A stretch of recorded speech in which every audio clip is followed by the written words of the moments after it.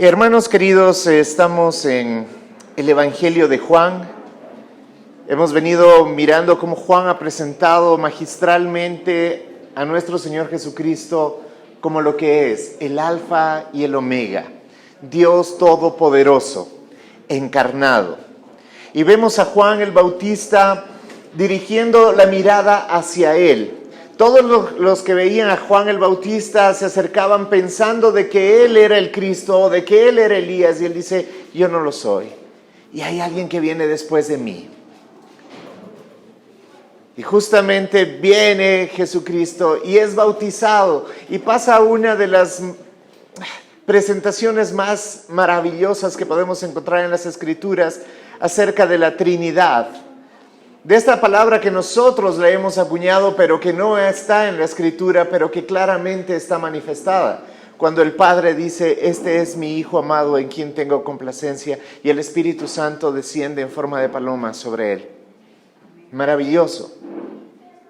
Y luego vemos cómo comienza ese ministerio y Juan comienza a reclutar, a reunir a sus discípulos. Ahí habíamos quedado. Hasta el momento hay 6 discípulos que lo están acompañando. Y Juan comienza a narrar en el capítulo 2 acerca de una boda. Y muchas veces podemos ocupar este tema tratando de encontrarle un sentido. Inclusive a veces lo pasamos muy rápidamente, ¿no? Y podemos pensar que lo que Juan está tratando de enseñar en esta porción es que Jesús tomaba vino y que Él puede hacer el agua en vino. Y seguimos, no le encontramos mayor sentido.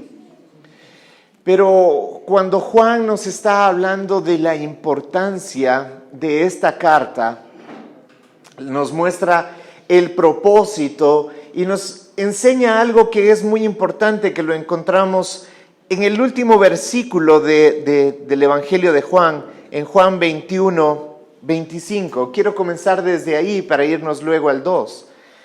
En Juan 21:25 dice, Jesús hizo también muchas otras cosas, tantas que, si se escribieran cada una de ellas, pienso que los libros escritos no cabrían en el mundo entero. Yo quiero que tú te des cuenta que lo que está diciendo Juan es que hay tantas cosas que no se han dicho de Jesús, que creo que todo lo que hizo Jesús valdría la pena que esté escrito. Pero claramente vemos que el Espíritu Santo, a través de los 4 evangelistas, lo que hace es revelar lo que Él quiere mostrar de Jesús a la humanidad. Entonces ahí nos damos cuenta de que si todo lo que se escribiera de Jesús no cabría en todos los libros que hay sobre el mundo, entonces lo que está escrito es algo escogido muy cuidadosamente, muy cuidadosamente. Y luego tenemos que tomar en cuenta algunas cosas. Por ejemplo, si nosotros vemos el Evangelio de Mateo y el de Marcos, vemos que ellos hablan de 21 milagros. Lucas habla de 19. ¿Saben de cuántos habla Juan? Juan habla tan solamente 7. Y entonces si Juan dice tantos libros, tantas cosas que hablar, y él no habla de los 21 que habla Mateo y Marcos, o ni siquiera de los 19 que habla Lucas, y solamente habla de 7, es porque algo muy importante quiere mostrar a través de estos 7. Y tomemos en cuenta algo más todavía.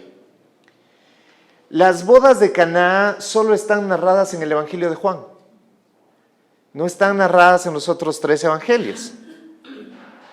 Entonces, los evangelistas dicen, bueno, a ver, yo quiero hablar de Jesús sobre este tema y quiero enfatizar de Jesús este tema, y entonces escojo lo que voy a decir, porque hay tanto que decir, pero tengo que escoger cuidadosamente lo que quiero decir. Y estos 3, Marcos, Mateo y Lucas, no ven como primordial hablar de este milagro. Pero Juan sí lo ve como primordial y lo pone No porque sea el primero necesariamente, ¿no? Porque si fuera el primero y es el primer milagro que hace Jesús, entonces de ley tiene que estar, todos lo hubieran puesto. No, entonces no lo coge en ese sentido. ¿Por qué escoge esto? Y para darnos un poco cuenta, veamos lo que dice Juan 20:30, nada más un poquito más adelante de donde estamos. Dice, Jesús hizo muchas otras señales milagrosas en presencia de sus discípulos, las cuales no están registradas en este libro. O sea, lo que estoy tratando de enfatizar, hermanos, es que lo que Juan nos está mostrando es médula, o sea, lo profundo, aquello que realmente tiene un significado mucho más allá. Al punto que en Juan es de notar, él no habla de señales, o mejor dicho, habla de señales milagrosas, pero no usa la palabra milagro en sí. Él prefiere utilizar la palabra señales. Y hay que aclarar que justamente hay una diferencia entre lo que es un milagro y una señal. Un milagro es el despliegue de poder de Dios en el orden natural. Por ejemplo, cuando Él sana al paralítico, el paralítico se levanta y comienza a andar, o sea, coge su lecho y comienza a andar. Eso es un milagro, o sea, sale de lo natural, porque lo natural es, bueno, una persona comienza a sanar, tiene que entrar en terapia, pues le ayudan en el proceso de volver a caminar y pasa un largo tiempo. No, este se levanta, coge su lecho y sale caminando. Va en contra de la ley natural. Ok, entonces, ¿qué es una señal? Una señal es un milagro, pero con mensaje. O sea, no solamente es algo increíble que suceda, sino que tiene un mensaje. Y lo que Juan está tratando de mostrar en su evangelio es a través de estas 7 señales, él las llama señales, está mostrando de que hay un mensaje, y el mensaje es que en él crean. ¿Recuerdan que eso vimos cuando comenzamos Juan 1:1? Que en él crean. El propósito de este evangelio es que en él crean. No que en él tengan fe, sino que él va más allá. Que en él crean. Porque a veces le ponemos fe y decimos, no, es que yo sí tengo fe, y es que tengo fe en la oración. Es que tengo fe en el ayuno. Es que tengo fe en eso. Y o sea, está bien todo eso, pero no, nuestra fe no está direccionada a cosas que podemos hacer, sino al hacedor de todo, aquel que es el 3 en 1, aquel que es Dios soberano. Nuestra fe no está puesta en la oración, no, es que yo cada vez que tengo problema es a la oración, y a veces podemos decir, sí, pero es que estoy orándole al Señor. No, a veces le ponemos más confianza a la oración, al hecho de orar, que a quién le estamos orando. Le ponemos más fe al ayuno, porque estoy pasando hambre y siento cómo estoy siendo más santificado, a que propiamente a quién estoy ofreciendo ese ayuno. ¿Ok? Entonces lo que Juan está diciendo, yo no estoy hablándoles nada más de fe, yo estoy hablándoles de aquella persona que entregó su vida por ti y por mí. Yo estoy hablándoles de aquel que se despojó de su deidad para convertirse en un hombre y caminar con la humanidad, y al final de sus días entregar su vida en la cruz. Yo estoy hablando y estoy mostrando las señales de que Él es el Cristo. ¿Ok? Y entonces de esa manera, con esa introducción, vamos a ir ahora sí a lo que nos corresponde en esta hora, que es hablar de Juan 2, del versículo 1 al versículo 12. Es lo que vamos a tratar hoy. Y yo sé que nuestra predicación es expositiva y que es verso a verso, pero hay tanta tela que cortar y tan poco tiempo para hacerlo que voy a hablarlo en un sentido general. Si tú dices, no, es que hay tanto todavía por hablar, bueno, el Instituto Ministerial está abierto y todos los martes nos reunimos, ¿sí? Entonces, vamos a tratar de ver en sí lo que Juan está tratando de plasmar en esto. Como les dije, no está hablando acerca del vino y que si puedes tomar o no puedes tomar vino.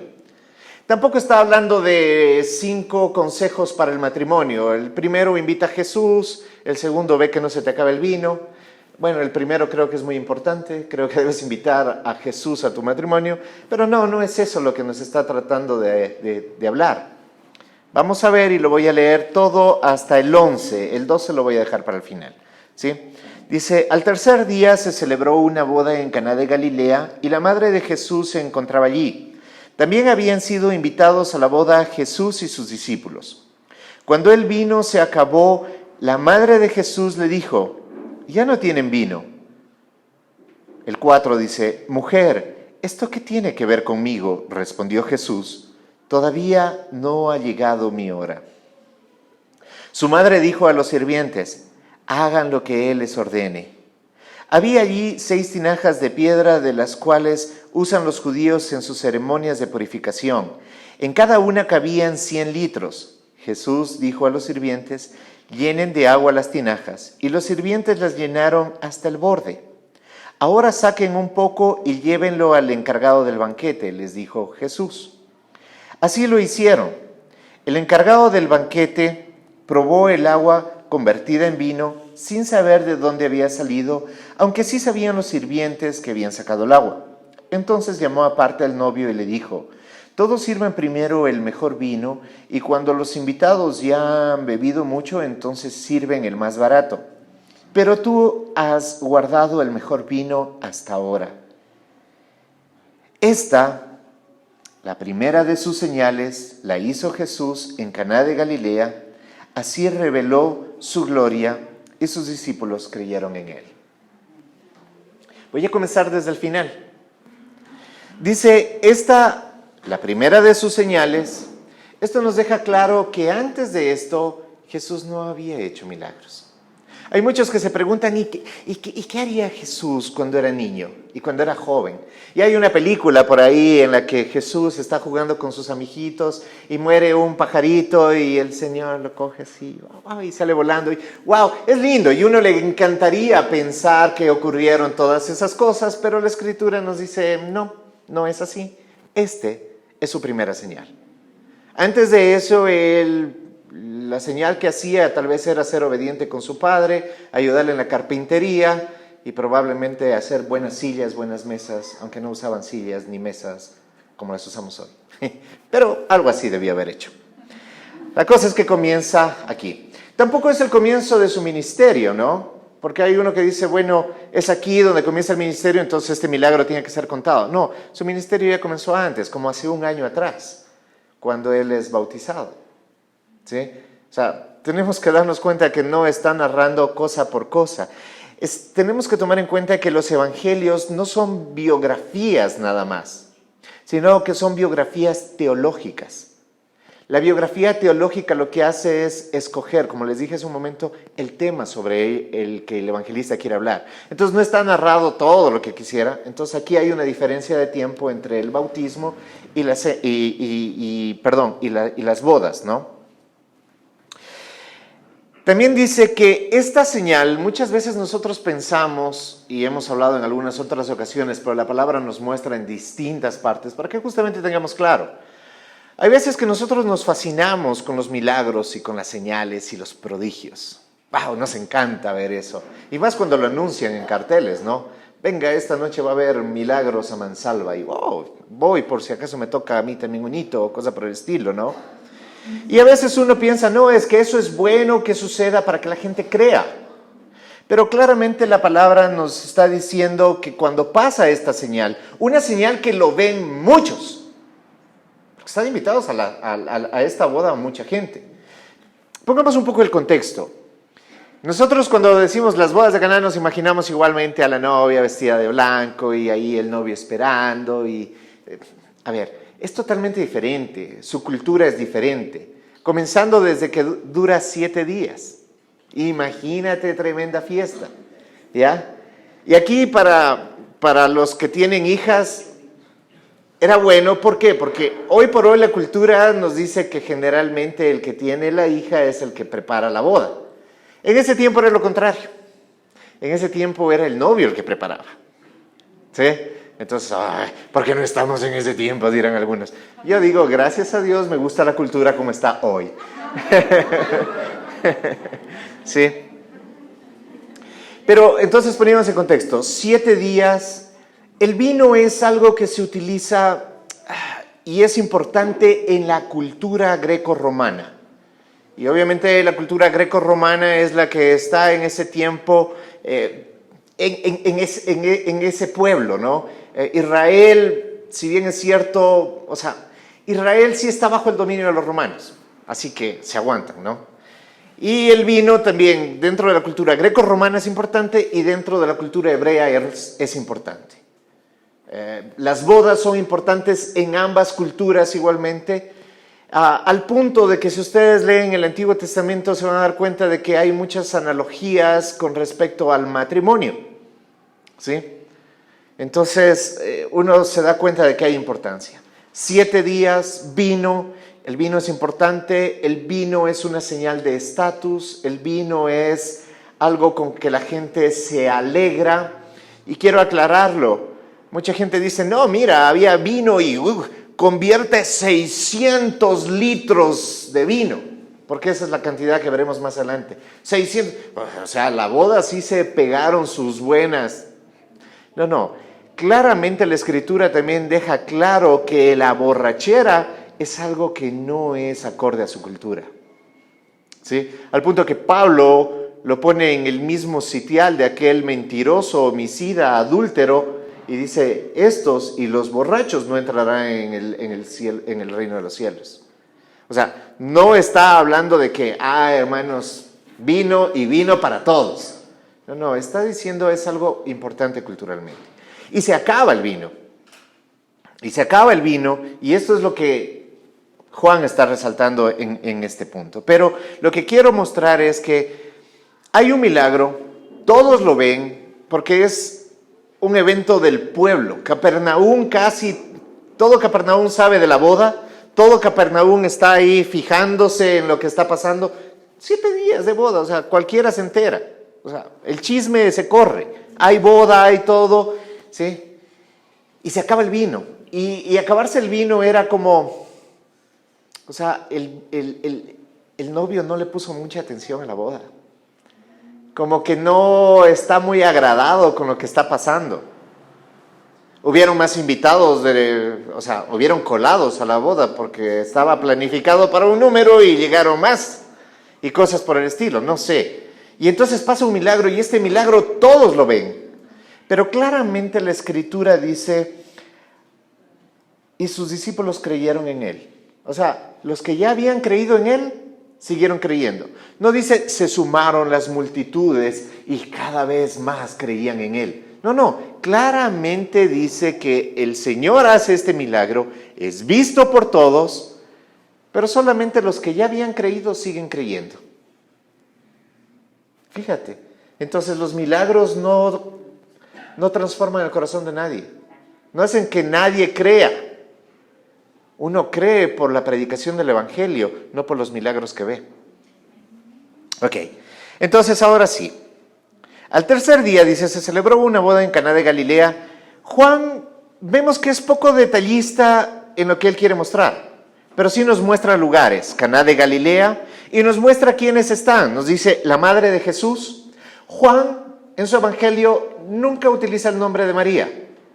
No la llama y María estaba ahí. No. Siempre habla de ella como la madre de Jesús. ¿Por qué? No sé, algún rato le vamos a preguntar. No creo que sea malcriado, simplemente está mostrando la relación. Estaba la madre de Jesús, que se encontraba allí. También habían sido invitados a la boda, o sea, no fueron de los colados, ¿sí? Jesús y sus discípulos. Eso dice que estaba ahí.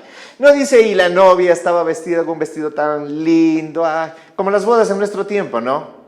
Entra el novio, nadie le para bola, ¿sí? La única que le sonríe es la mamá, como diciendo, ay, pobre mi guagua, ¿sí? Pero el novio como que no importa mucho. Entra el pastor menos, o sea, el pastor ni le sonríe a nadie, en cambio. El pastor ahí parado así. ¿A qué hora me tocará? Pero entra la novia y todo, wow, todos se levantan y ya le aplauden y todo, como que solo ella se casara, ¿no?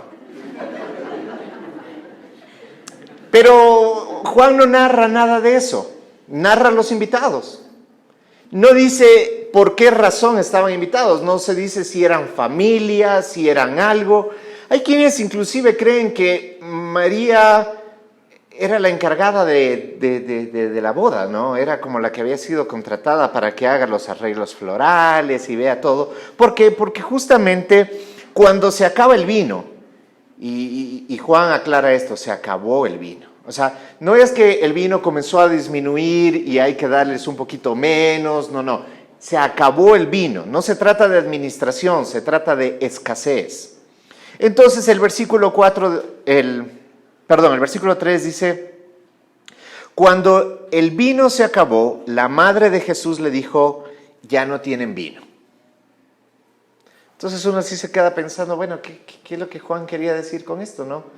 O sea, ¿por qué María? O sea, ¿por qué no el novio dijo, ay, se me acabó el vino y ahora qué hago? Ahí está Jesús. No. María lo dice. Entonces, claro, hay especulaciones sobre esto. Hay quienes dicen, bueno, como que María vio el momento de decir, ustedes no creían que mi hijo es el Mesías, ahora sí van a ver. Mi hijo se acabó el vino. No creo que eso haya sido. María es una increíble mujer. Es llena de gracia. Es la mujer escogida por Dios para traer a Jesucristo a esta tierra encarnado. Esta mujer aguanta el oprobio y todo eso vamos a hablar un poco la próxima semana, justamente en el Día de la Mujer. De la madre. Bueno, las mujeres son madres, ¿no? Bueno. Pero ella aguanta todo el oprobio, aguanta todas estas situaciones y ella calla en su corazón. No lo anda publicando, yo soy la madre del Mesías. No, nada. Entonces, descarto esa situación. Tal vez era pariente y dice, chuta, velo a mi sobrino, no sé, a quién he decidido, ay, se quedó sin vino, ¿y ahora qué hacemos? Y le dice a Jesús, ¿por qué? Igualmente, son conjeturas, nada está dicho, pero tratemos de más o menos poner ahí la situación. Probablemente José ya había muerto, porque José no es nombrado en ninguno de los evangelios. No creo porque no lo hayan querido, sino porque probablemente había muerto. Ya no se lo nombra. Y el varón es importante en su cultura, tal como la nuestra, y no se lo nombra. Solo uno, y se ríen todavía. El hombre es importante. Gracias. Después hablan que hay patriarcado. Ya, está bien. Pero la verdad es esa, ¿no? Y no se lo nombra a él, y es María la que está aquí y ella dice esto, y entonces Jesús probablemente se lo dice porque Él es ahora el hombre de la casa, porque Él es ahora el que es responsable del hogar, ¿sí? José muere, el primogénito tiene que hacerse cargo, y Él es el primogénito, no tiene hermanos mayores, eso sí lo sabemos porque su nacimiento fue virginal, entonces sabemos que no había hermanos mayores. Entonces, probablemente es esto, y por eso esta respuesta que a veces podemos considerar que áspera. Yo no sé, pero si tú eres mamá y has leído esto, probablemente dices, si yo hubiera estado ahí, le hubiera pegado un alón de oreja a Jesús. ¿Cómo me responde así? Porque es mujer, ¿eso qué tiene que ver conmigo? O sea, no es una respuesta muy acertada para una madre, ¿no es cierto? A ver, ¿cuántas madres piensan, no, qué lindo que mi hijo me responda así? No es cierto. Entonces, vara, dicen acá, ¿ok? 30 años Jesús, a ver, ponte que te voy a dar vara. Creo, no me imagino muy claro eso, pero bueno. Entonces, ¿por qué esta respuesta tan áspera de Jesús? Bueno, no creo que es áspera. Si bien es cierto, Juan lo dice, hay muchas cosas que contar, pero tengo que aprovechar mi evangelio para poner lo que es. Entonces, sí, probablemente lo que Juan podría haber dicho es, bueno, o sea, sí, yo soy responsable de la casa ahora, pero ¿y eso qué tiene que ver conmigo? Yo no soy el novio, yo no me estoy casando, ni nada por el estilo. Pero lo aclara, dice, el 4 mismo dice, mujer, ¿esto qué tiene que ver conmigo? Respondió Jesús, todavía no ha llegado mi hora. Y yo creo que esto es fundamental en todo el Evangelio de Juan. todavía no ha llegado mi hora. Yo quiero que ustedes, como tarea, ¿a quiénes les gusta hacer tarea? Nadie, ¿no es cierto? Pero bueno, como tarea es muy importante de que ustedes en el Evangelio de Juan vean cuántas veces Jesús habla acerca de la hora. Mi hora, mi hora, mi hora. Yo solamente los quiero llevar a una parte que está en Juan 17:1. Cuando yo quiero que unan esto, lo que está en el versículo 4 con Juan 17:1. Dice, después que Jesús dijo esto, dirigió su mirada al cielo, oró así: Padre, ha llegado la hora. Oh, algo nos está tratando de decir Juan. No es que simplemente está escribiendo, está hablando de el tema principal de su evangelio. El principal es que crean en él. Y está hablando de la hora. Algo está tratando de decir. Padre, ha llegado la hora. Glorifica a tu Hijo para que tu Hijo te glorifique. Volvemos al 4. Todavía no ha llegado mi hora. Uno puede decir, ¿qué tiene que ver esto con aquello? O sea, todavía no ha llegado mi hora, no ha llegado mi hora de hacer milagros, todavía no ha llegado mi hora de que todos sepan que yo soy el Cristo. No. Lo que Juan aparentemente está tratando de decir de Jesús es que Jesús tiene muy en claro a qué es a lo que ha venido. Él no ha venido a levantar paralíticos, Él no ha venido a devolver la mirada a los ciegos, Él no ha venido a nada más a agua en vino. Él no ha venido nada más a eso, sino que lo fundamental a lo que Él ha venido es a cumplir la hora. Y la hora es la glorificación. Y la glorificación no solamente es su resurrección, sino es su muerte, su sepultura y su resurrección. Y dice, glorifícame. Ha llegado la hora, ¿sí?, para que me glorifiques y yo glorificarte a ti, le dice al Padre.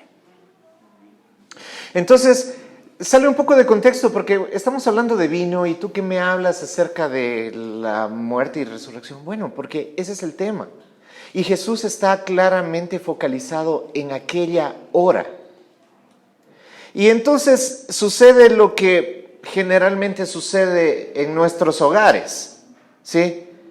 Que la madre de Jesús, no sabemos el contexto, no sabemos por qué Él lo dice de esa manera, pero no dice Juan que ella que María se enojó y dijo, ¿pero por qué me hablas así, hijo? No. Claramente no sabemos el contexto, pero sí sabemos lo que hace María. María no toma eso como un no. O sea, como pasa en nuestros hogares cuando le decimos a nuestra esposa no, ¿sí? María también dice, no toma eso como un no, y dice, su madre dijo a los sirvientes. O sea, Él está diciendo, ¿qué tiene que ver esto conmigo? Y María dice, hagan lo que Él dice. Esta es la última vez que en el Evangelio de Juan María habla. No hay más palabras de María. Y yo creo que es importante, como siempre lo hemos dicho, las últimas palabras de alguien en las Escrituras. Y María está dando, algunos consideran un mandato. No sé si llamarlo mandato. Hay quienes dicen, no, es que ella no tiene autoridad como para dar un mandato. Pero yo creo que es una mujer llena de gracia como lo fue Pablo, y Pablo sí da mandatos a la iglesia. Entonces yo podría decir, María está dando una buena enseñanza a todos nosotros, que es, hagan lo que Él les ordene. O sea, hagan lo que Él les ordene. O sea, si queremos honrar a María, si María realmente es importante para nosotros, oigamos su voz. Y su voz es, hagan lo que Él les dice. Así de clara, así de sencilla. Entonces, Jesús está haciendo notar esto, y lo vamos a profundizar a lo largo de todo el Evangelio de Juan. Está hablando de su hora. Él ya comienza a hablar de su hora. Recuerden lo que dice el 11. Este es el principio de señales. ¿A dónde apuntan las señales? A esa hora. Apuntan a ese momento. Las 7 señales que escoge Juan muy cuidadosamente de su evangelio son señales. O sea, es como cuando tú vas por la calle y ves una flechita que dice una vía. Estas 7 señales te van apuntando ¿a qué? Y Jesús mismo lo dice, a esa hora. Todavía no ha llegado mi hora, pero este es el principio de señales que nos llevarán a esa hora. Entonces, todas estas señales son milagros con un mensaje. El mensaje es ¿cuál? Vamos a tratar de ver. Había allí 6 tinajas de piedra, de las que usaban los judíos en sus ceremonias de purificación. En cada una cabían 100 litros. Como les dije, Juan no está hablando de cómo está la boda, qué linda, ay, sí hay un arreglo floral hermoso, no. Pero sí es detallista en hablar de estas tinajas y el uso que se les da a estas tinajas. Habla del tamaño de las tinajas. Dice, ¿habían cuántas? 6. Está siendo claro. Hay 6 tinajas de piedra, de las que usan los judíos en sus ceremonias de purificación. La ceremonia de purificación es algo que el mismo Señor, o sea, Dios, lo pone y lo instituye en el Antiguo Testamento. Pero siempre el hombre, en su religiosidad, trata de darle algo más allá.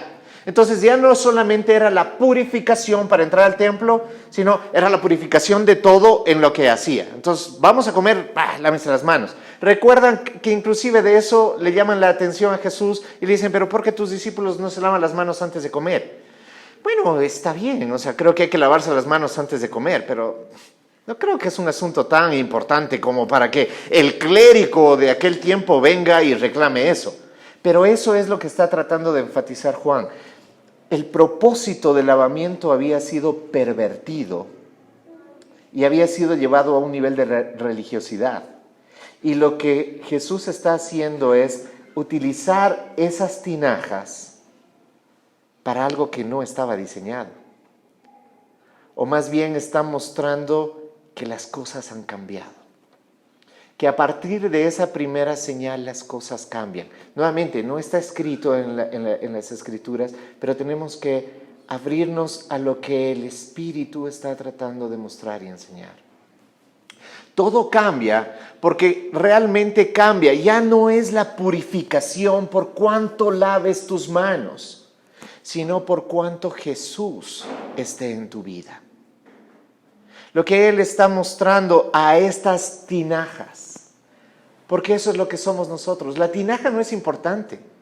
O sea, ¿por qué da tanta información de la tinaja? Hubiera dicho, había mucha agua y punto. No, habla de las tinajas. Y habla de tinajas donde es depositada el agua que purifica. ¿Acaso no sabéis ustedes que son templo del Espíritu? ¿Acaso no saben ustedes que son tinajas? La tinaja no es importante, lo importante es lo que contiene, pero está mostrando un uso diferente para la tinaja. La tinaja ya no es solamente un lugar donde se pone agua, sino es un lugar donde se ha depositado su Santo Espíritu. Está cambiando radicalmente, esta señal está cambiando radicalmente la concepción de la religiosidad a la comunión. Esto tiene que ver mucho con la adoración, porque la adoración cambia. La adoración en el Antiguo Testamento requería un sinnúmero de procedimientos, inclusive la vestimenta, el efod, el cómo te lavas, cómo debías limpiarte días antes. Y él dice, ya la adoración ha cambiado, porque la adoración, él más adelante lo dirá, ya no es importante si es en el templo o es en ese lugar alto. Ya no es importante. Llegará un tiempo donde no será necesaria la adoración en un lugar específico. Y eso es lo que está diciendo él.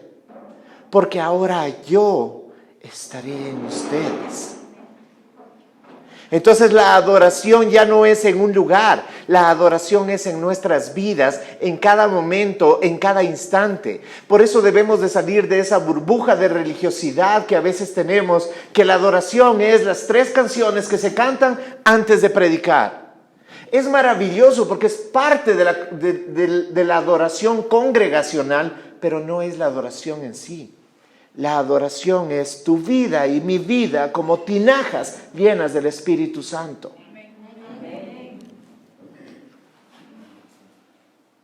Y entonces sí habla también de cantidad.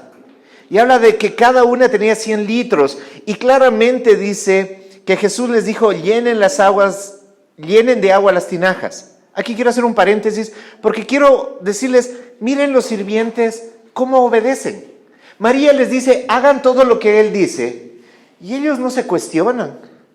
Ellos nos dicen, pero esas tinajas están pesadísimas. Dice que eran de piedra. 100 litros de agua en cada una. Eso pesa. Y llénalas. No es que abrías el grifo, ponías la manguera y ahí que se esté llenando. Llénalas es, voy al pozo, la lleno en un baldecito y voy poniendo ahí. 100 litros. Y en total son 600 litros. Y ellos no chistan, no dice aquí, y ellos se quejaron, y ellos lo hicieron con pesadumbre. No. Muestra la característica que debe tener un buen siervo. Su maestro habla y el siervo obedece. El siervo no cuestiona. El siervo no trata de encontrarle lógica. El siervo hace lo que su Señor dice. Y dice que las llenaron hasta el borde. O sea, no es que... Por eso podemos calcular que sí fueron 600 litros de vino. Porque más o menos cada uno 100 litros, 6, y les llenaron hasta el borde 600 litros. Hay quienes dicen, no, es que nadie se aguanta, nadie puede tomar 600 litros. Bueno, estaban 7 días, mucha gente, tal vez sí, tal vez no. Pero si yo veo lo que la Escritura nos muestra más adelante, cuando el Señor, por ejemplo, convierte el pan, siempre hay de sobra. Y en este caso yo estoy seguro que también sobró vino. ¿Y qué nos muestra esto? Nos muestra de que Dios es exuberante al dar, de que Él no es escaso. A veces tenemos temor de hablar en esto porque a veces venimos de una cultura donde el evangelio de la prosperidad es exaltado. Pero yo no quiero exaltar el evangelio de la prosperidad, yo quiero exaltar a aquel que prospera. Y el que prospera es Jesús, y Jesús es exuberante al prosperar, al dar. No te estoy hablando y enseguida uno piensa en dinero. Él no ha escatimado dar su vida por cada uno de nosotros. Es exuberante al dar. Él dio su vida por los pecadores. Eso es exuberancia al dar. No nos limitemos al dinero. No nos limitemos a tener. Alégrate que tu nombre está escrito en el libro de la vida, dice. Entonces, luego dice, ahora saquen un poco y llévenlo al encargado del banquete, al maestresala, al que estaba encargado. Entonces ahí probablemente se desbarata aquellos que dicen que María era la que estaba a cargo. No, aquí es el maestresala. Y dice, así lo hicieron. Nuevamente, qué obedientes estos siervos. Porque ellos saben, y claramente lo deja ver, dice... El encargado del banquete probó el agua convertida en vino sin saber de dónde había salido, y Juan lo aclara, aunque sí lo sabían los sirvientes que habían sacado el agua. O sea, tú estás sirviendo, tú eres un siervo, ¿sí? Tú llenas estas vasijas, las llenas con agua, y te dicen, lleva eso y dale de probar al maestresala, o sea, al duro. Al que está ahí, el que está parado así sacando pecho y dice, esta boda yo la hice, ¿sí?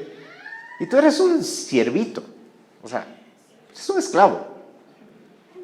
Le voy a llevar agua y le voy a decir, pruebe esta agüita. Pero dice que lo hacen, porque ellos saben de dónde la sacaron. Y en ninguna parte dice, y mientras ellos iban caminando, el agua se tornó en vino. Y pasó de ser transparente a un rojo. No dice nada de eso. Dice, cogieron el agua y la llevaron al maestresala. No dice cuándo se transformó, no dice nada. Pero dice que cuando él lo tomó, ¿sí? No dice nada delante de los siervos. Los siervos siguen, tomó agua. Pero el maestresala dice el versículo 10, que fue al novio y le dijo, todos sirven primero el mejor vino y cuando los invitados ya han bebido mucho, ya han bebido mucho no hace referencia a ya estaban borrachos. 7 días comiendo, tomando vino y todo eso, ¿sí? Eso es, han bebido mucho. No estaban borrachos toditos ahí tirados en el piso, no. Y dice, ya se amortigua el paladar, o sea, ya está amortiguado, entonces ya si después le bajas la calidad al vino, como que no sientes, ¿no? Entonces como cuando uno también hace sus fiestas, ¿no? Tal vez hace lo primero, lo pasa ahí y después lo segundito. Comienza con un whisky de 15 años y termina con Cantaclaro. Ya después ni se dan cuenta. No, pero eso es en nuestra cultura. En la cultura de ellos no era eso, no estaban exacerbando eso, ¿sí?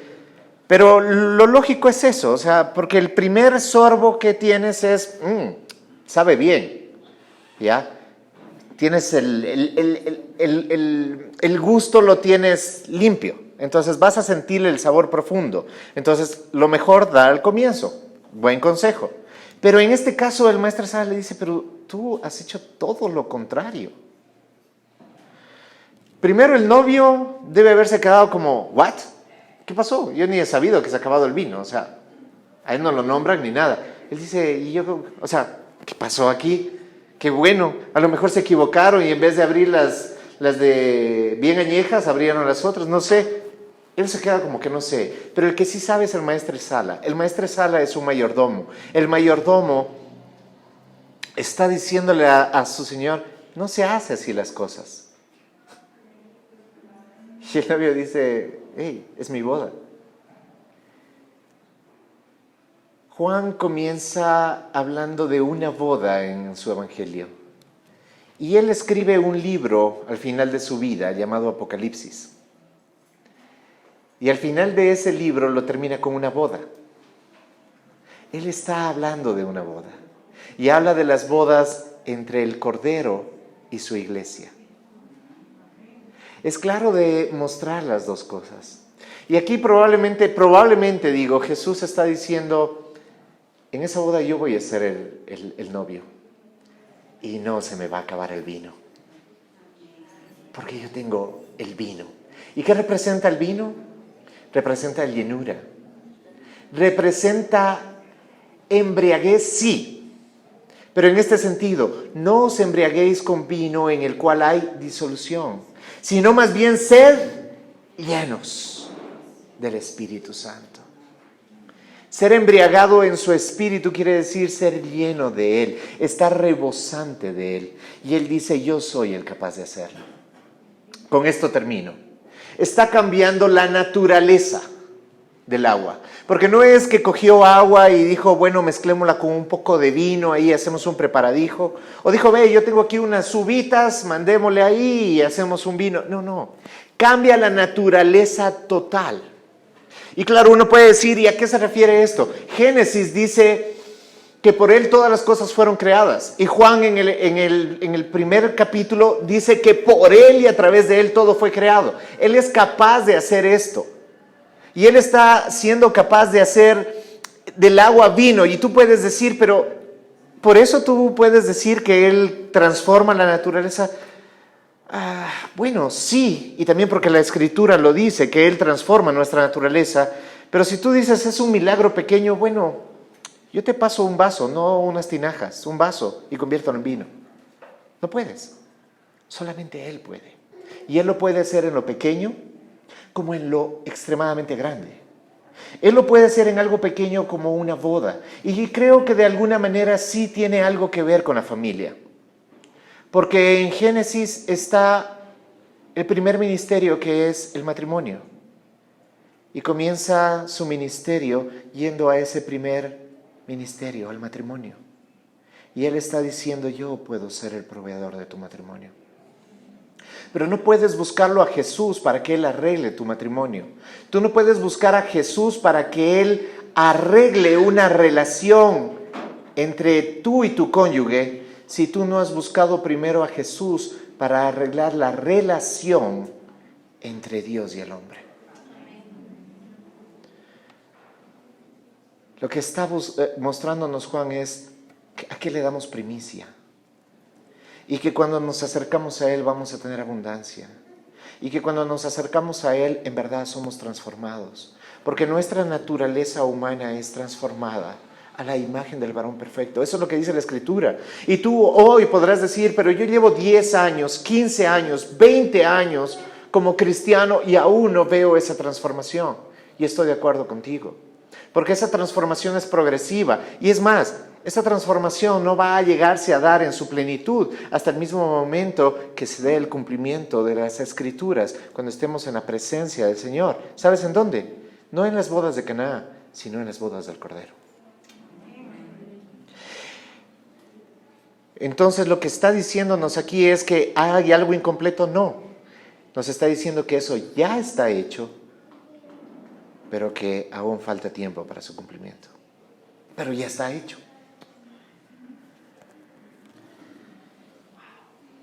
Y entonces por eso dice, todos sirven primero el primer vino. ¿Te ha gustado el primer vino? Bueno, espérate, porque lo que viene todavía es mucho mejor. Porque el Señor es especialista en hacer las cosas diferentes de lo que a nuestra lógica nos parece.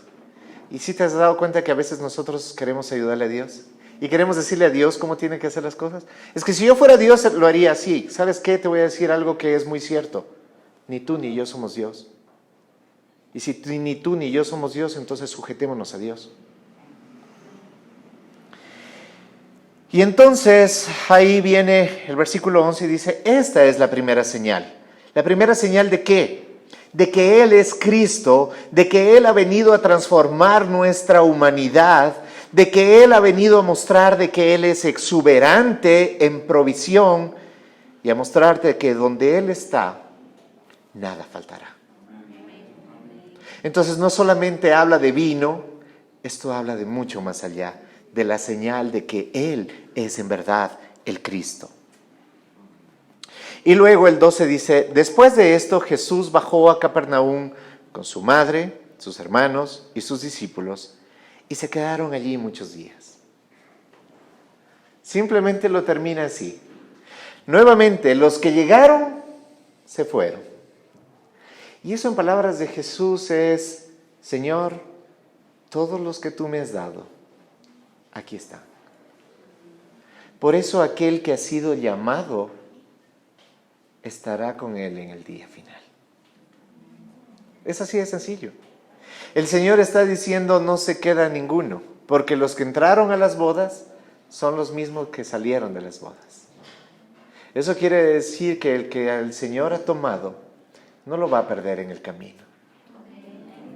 Pero eso, lejos de darte una confianza de entonces hago lo que sea, es aquella confianza de ser esa vasija que contiene, ese sirviente que obedece. Pongámonos de pie. En este caso es una metáfora nada más de una boda. Nos está hablando de una boda, pero esta es una metáfora de algo que va a ocurrir. Que hay plena certeza y ¿sabes qué? Las invitaciones han sido enviadas. Y tú y yo hemos recibido esa invitación. Si hoy es tu primera vez en este lugar y es tu primera vez a la exposición del Evangelio, yo quiero decirte que no solamente se trata de religión. Esto tiene que ver con relación y comunión. Y la relación y comunión que Dios ha encontrado como lo más claro que nosotros podemos entender es el matrimonio. Porque a veces el hombre puede decir, y nos vamos a casar con Jesús, pero eso es un poco incómodo para un hombre. Pero lo que está hablando es de relación. Es una relación de tanta cercanía, de tanta intimidad, que esa es la relación que el Padre quiere tener con nosotros. Y más allá. Porque simplemente Él hubiera sido bueno y generoso con nosotros si se hubiera acabado. Pero aquí nos está mostrando que viene una hora más adelante, cuando aquel que descendió iba a dar su vida en una cruz. Y Él iba a derramar su sangre, que es representada con el vino. Y ese vino hay en abundancia. Él es el que puede cambiar la naturaleza. Lo que tú no has podido cambiar, querido hermano, de tu vida, Él lo puede cambiar. Es imposible convertir el agua en vino sin alterar su naturaleza. Es imposible que el hombre mortal entre en el reino de los cielos sin cambiar su naturaleza a través de Cristo Jesús. Esa es la predicación del Evangelio, que en la comunión con Él, Él nos transforma. No nos transformamos nosotros a nosotros mismos. No es como pensaba Nicodemo, entonces, ¿qué tengo que hacer para nacer de nuevo? Jesús le dice, nada, porque eso lo hago yo. El que transforma la naturaleza soy yo. Yo soy tu Señor. Yo soy tu Salvador. Gracias, Padre, por tu palabra, tu enseñanza, a través de estas bodas, Señor. Estas bodas en Caná de Galilea es una enseñanza para nosotros de aquello que nos espera en el futuro, esas bodas contigo, Señor. Las bodas del Cordero, el cumplimiento de toda la Escritura y el inicio de la eternidad para cada uno de nosotros. Amamos tu palabra, Señor, y tu enseñanza. Que tu Espíritu sea revelando a nosotros cada palabra dada en tu Escritura. Que seamos rebosantes, llenos de ese Espíritu, para de esa manera ser siervos útiles delante de tanta gracia y pleitesía como solo la tuya. En el nombre de Cristo Jesús oramos. Amén. Amén. La iglesia es como un arco. Un arco transporta agua y Cristo es el agua viva. Un arco nos conecta y como iglesia debemos conectarnos con la gente, velando por los intereses de los demás. Un arco es la fuerza que envía valientes hombres de Dios.